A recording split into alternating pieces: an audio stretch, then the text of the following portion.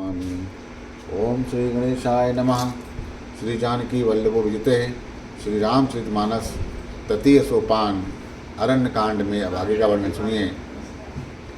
हर्षति बरिसहि सुमन सुर बाजहि गगन निशान अस्तुति करि करि सब चलें शोभित विविध विमान। देवता हर्षित होकर फूल बरसाते हैं, आकाश में नगाड़े बज रहे हैं, फिर वे सब स्तुति करके अनेकों विमानों पर सुशोभित होकर चले गए। जब रघुनाथ समर रिपु जीते सुर नर मुनि सबके भय बीते, तब लक्ष्मण सीतई लय आए प्रभु पद तरत हर्षि उर लाए। जब श्री रघुनाथ जी ने युद्ध में शत्रुओं को जीत लिया, तब देवता मनुष्य और मुनि सबके भय नष्ट हो गए। तब लक्ष्मण जी सीता जी को लेकर आए, चरणों में गिर पड़ते हुए उनको प्रभु ने प्रसन्नतापूर्वक उठाकर हृदय से लगा लिया।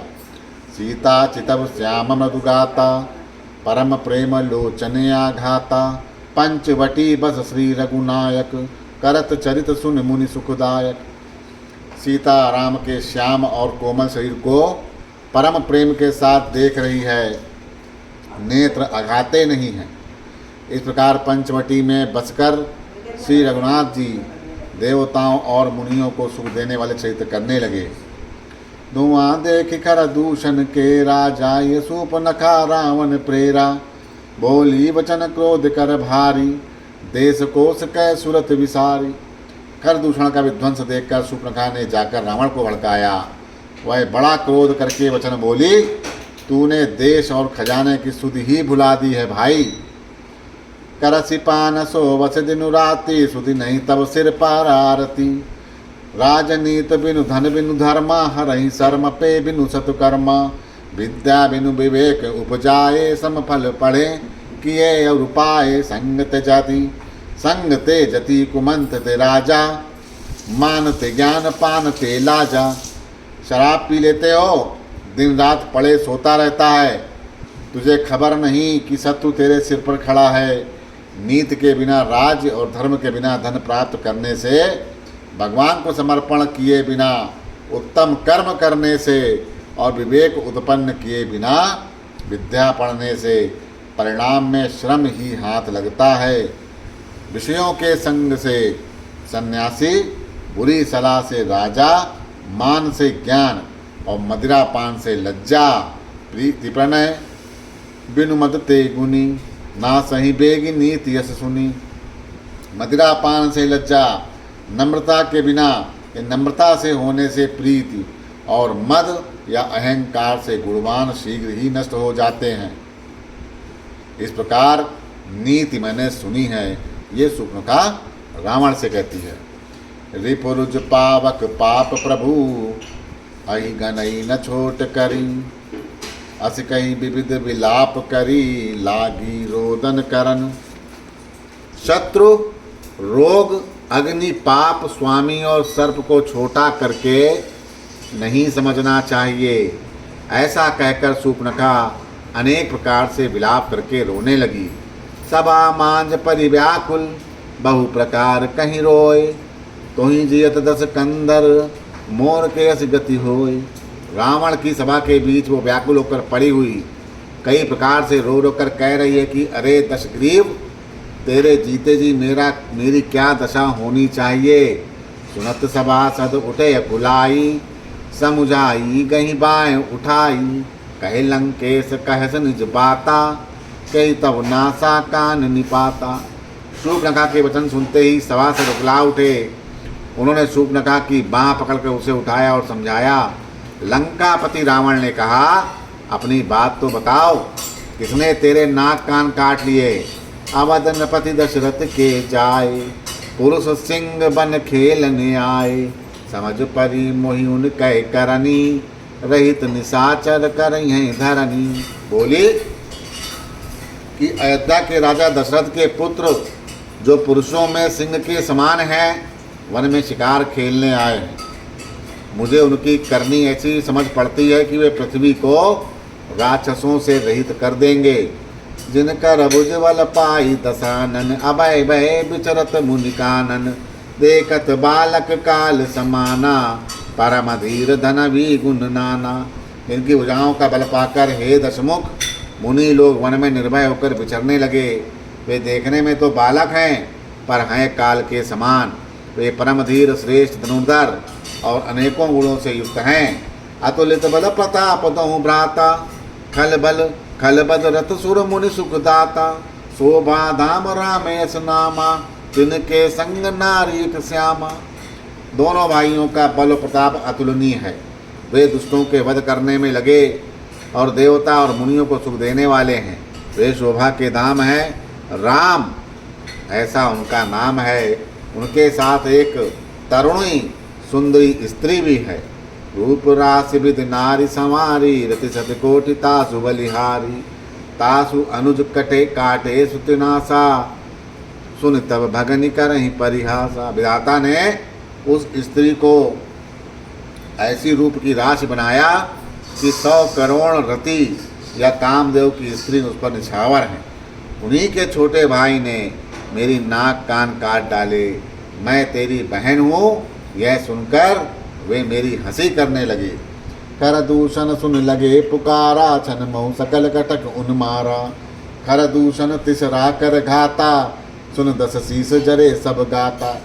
मेरी पुकार सुनकर खर दूषण सहायता करने आए पर उन्होंने क्षण भर में सारी सेना को मार डाला।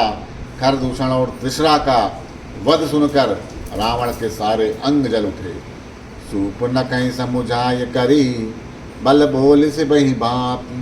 गयऊँ भवन अति सोच बस नींद पर ही नहीं रात। उसने शूर्पणखा को समझाकर बहुत प्रकार से अपने बल का बखान किया किंतु मन में वह अत्यंत चिंतावश होकर अपने महल में गया। उसे रात भर नींद नहीं पड़ी। सुर नर असुर नाग ठग माही मोरे अनुचर कै को नाही। खर दूषण मोहि सम बलवंता तिनहि को मारई बिनु भगवंता। वह मन ही मन विचार करने लगा कि देवता मनुष्य असुर नाग और पक्षियों में ऐसा कोई नहीं जो मेरे सेवक को भी पा सके। खर दूषण तो मेरे ही समान बलवान थे।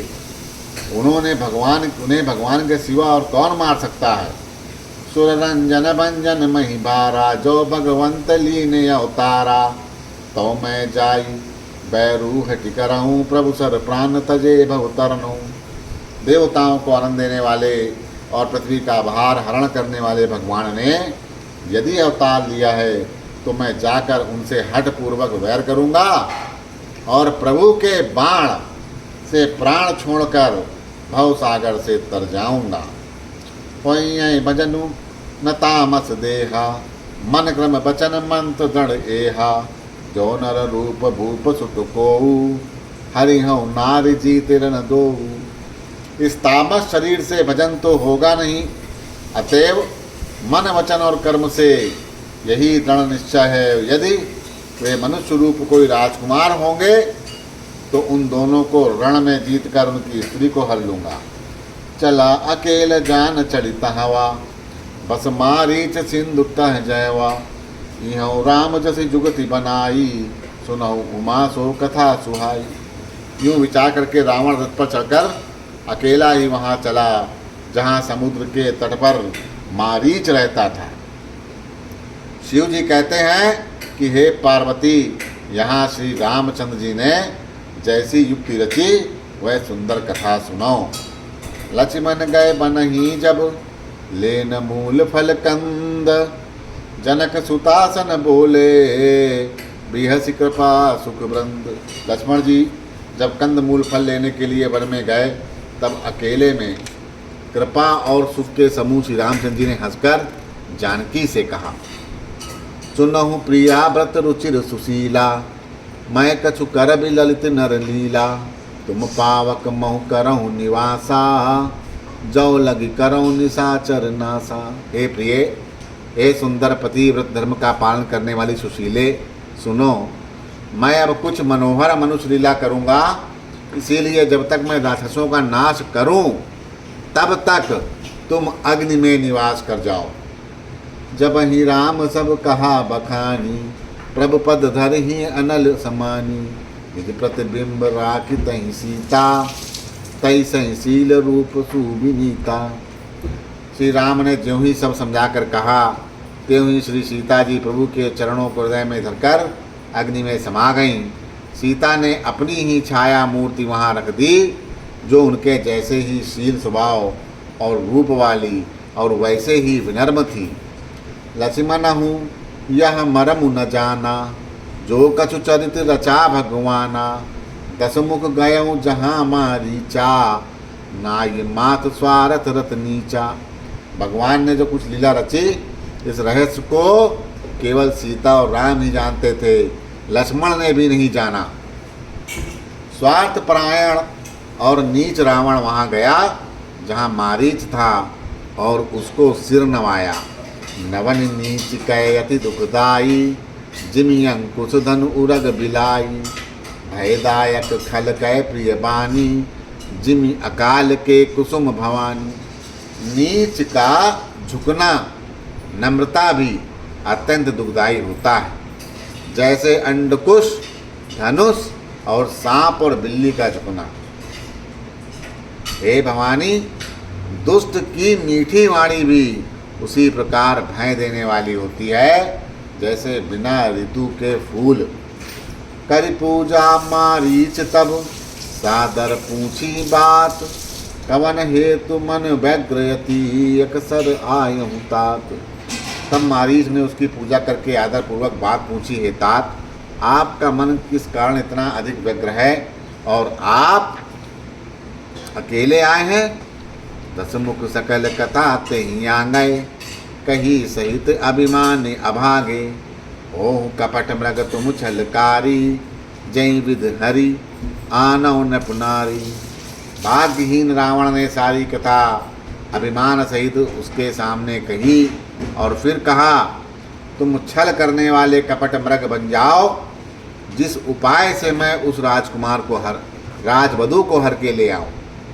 तय पुण्य कहा सुनहु दह सीसा, ते नर रूप चराचर ईसा।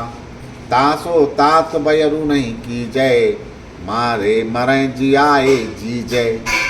तब उसने मारीच ने कहा, हे दस्यु सुनिए, वे मनुष्य रूप में चराचर के ईश्वर हैं।